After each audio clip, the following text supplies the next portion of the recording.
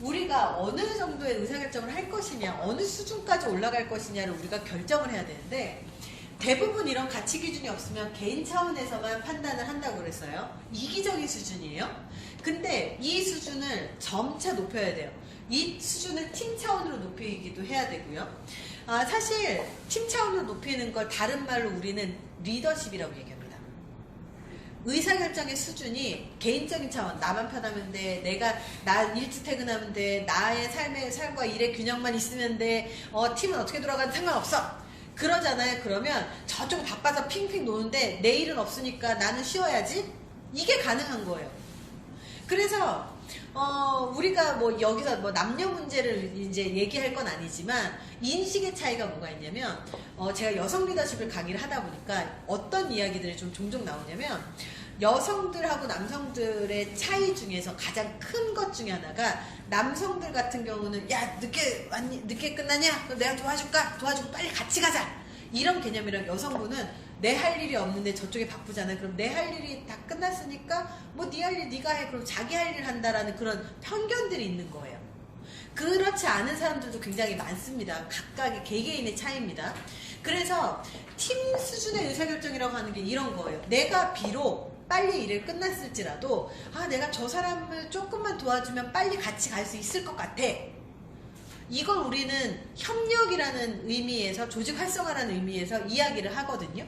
팀 수준까지 올라가야 드디어 팀장이 되거나 과장이 되거나 승진할 수 있는 의사결정의 수준이 갖춰졌다고 봅니다. 근데 여기보다 좀 더 높은 차원이 조직 차원이에요. 내가 한 의사결정이 조직에 폐가 끼쳐지면 안 돼. 이 수준이고요. 여기서 조금 더 높아지면 뭐가 되냐면 국가 차원입니다. 그리고 더 높아지면 인권 차원, 그리고 환경 차원, 그리고 국제 문제 차원이 돼요. 그래서 좀 차이가 이 밑에서부터가 아니라 이 위에 좀 더 높은 차원의 의사결정을 해야 한다 라고 하는 그 의사결정의 수준을 이야기를 합니다. 그래서 출산에 관련해서도 이 의사결정의 차원에 따라서 달라요, 판단이. 예를 들어서 지금 출산과 낙태에 대한 문제가 굉장히 좀 말이 많은 건 아시죠? 예. 출산과 낙태 문제, 낙태가 여자 혼자의 문제냐? 왜 낙태를 법으로 금지하냐? 내 자궁은 내 거다. 이것도 나쁜 말은 아니에요. 자기의 개인의 주장을 하는 거예요. 근데 또 하나가 애를 낳고 나면 여성에게는 경력 단절이 있고 사회활동하기 되게 어려워요. 그래서 아이를 자꾸 안 낳아요. 그래서 아이 안 낳는 게 일종의 좀 문화처럼 자꾸 가고 있습니다. 근데 팀 차원으로 누군가가 임신을 하잖아요. 그럼 어떻게 되죠? 공기업 같은 경우는 가장 전통적인 문제가 뭐냐면 인력은 10명밖에 없어요. 우리 팀원에 뭐 5명이 예를 들어서 5명 중에 여성이 1명이 있는데 이 여성이 출산휴가를 하고 그리고 출산휴가도 한 1년인가 3년까지 다 되는 데가 있어요. 꽤 오래되는 데가 있어요. 그러면 3년을 나갔다고 한번 칠게요. 그러면 이 여자가 맡고 있었던 업무가 나머지 4명한테 분배가 돼요. 새로 그 자리에 사람이 채워지는 게 아니에요. 그러다 보니까 4명으로 하면 이 사람들은 이 여성을 배려하느라 일이 많아져서 매일 야근하지 않아도 되는데 일이 늘어났으니까 야근을 할 수밖에 없는 겁니다. 그래서 이 팀장으로서는 여성 인력을 채우는 게 더 좋아? 아니면 여성 인력을 채워야 돼? 만약에 채우지 않는다면 여성을 되도록이면 안 받고 싶어가 가장 중요한 이슈예요. 이 팀장님들은. 근데 여기에서 조직 차원으로 한번 가볼게요. 조직 차원에서는 여성 리더가 조직 내에 있는 걸 굉장히 좋게 봅니다.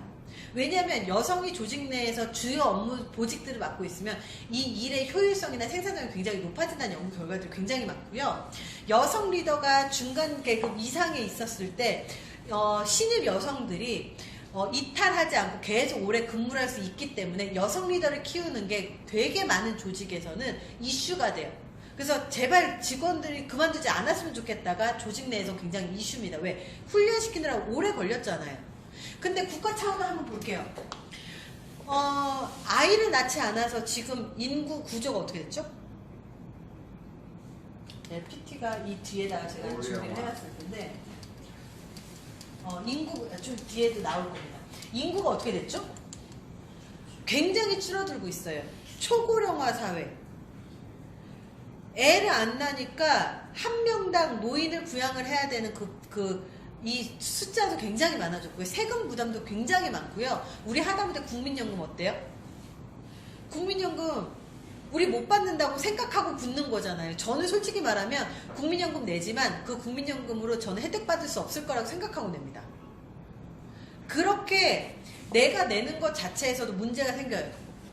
이 국가 자체가 계속 쇠퇴의 길로 가고 있다는 거예요. 인구가 없기 때문에 경기는 계속 안 좋아질 거예요. 지금 현재만의 문제가 아니에요. 지금 전 세계적으로 봤을 때 어느 나라가 제일 호황이죠? 베트남입니다. 왜 베트남이 호황이에요? 걔네는 계속 인구가 늘어나고 있어요. 물건을 살 사람이 있고요. 돈을 버는 사람들이 계속 늘어나요. 그러니까 계속 호황이에요. 그래서 많은 기업들이 베트남으로 갑니다. 근데 우리나라는 계속 인구가 떨어지고 있어요. 물건 살 사람이 없어요. 물건 살 사람이 없는데 만들어낸다고 되겠습니까? 당연히 팔리지 않으니까 사람을 적게 하고 사람을 적게 구하니까 월급 조금 줘야 되고 이런 구조가 돼버리는 거죠. 그래서 이 차원마다 의사결정하는 기준과 그 미치는 영향이 다르다라는 겁니다. 그래서 우리는 이 위쪽에 위치한 걸로 가야 돼요. 그래서 저는 그런 얘기를 했어요. 어떤 분들은 경력이 단절되면요, 이 환경공단에서 근무하셨던 분들 중에 애를 낳으러 들어가셨다가 다시 일을 하실 수 있는 분들이 분명히 있거든요. 여성분들 중에. 그러면 이 분들이 출산휴가를 갔을 때 2년이고 3년이고 3개월이고 그분들이 와서 이 자리를 지켜주면, 여기를 대체를 해주면 같은 문제가 발생하지 않는데 여기에 또 비용이 들어가니까, 그리고 그런 제도가 없으니까 하지를 못하는 거예요. 그것들을 전체적인 관점에서 이렇게 운영을 할 수 있다면, 긍정적으로 생산성을 확보를 할 수가 있다면 지금 구조적인 문제들을 해결할 수 있는 것도 생각보다 많거든요. 그래서 이런 차원에 따라서 우리가 좀 다른 의사결정을 해야 된다. 이 지금 나오는 사회적인 가치에서 말하는 이 차원들은 대부분 이 높은 차원의 의사결정들인 경우가 많다는 걸 인지하셔야 돼요. 그냥 저 차원, 나만 이득이 되면 되고 나 혼자 잘 살면 되고의 문제가 아니라, 여기에서 모든 기준은 공동체 혹은 인권, 그리고 환경, 그리고 장기적인 문제, 이런 쪽으로 간다는 겁니다. 그래서 보시면 아시겠지만 인권과 환경이 나왔죠. 가장 높은 차원입니다. 가장 높은 차원이에요.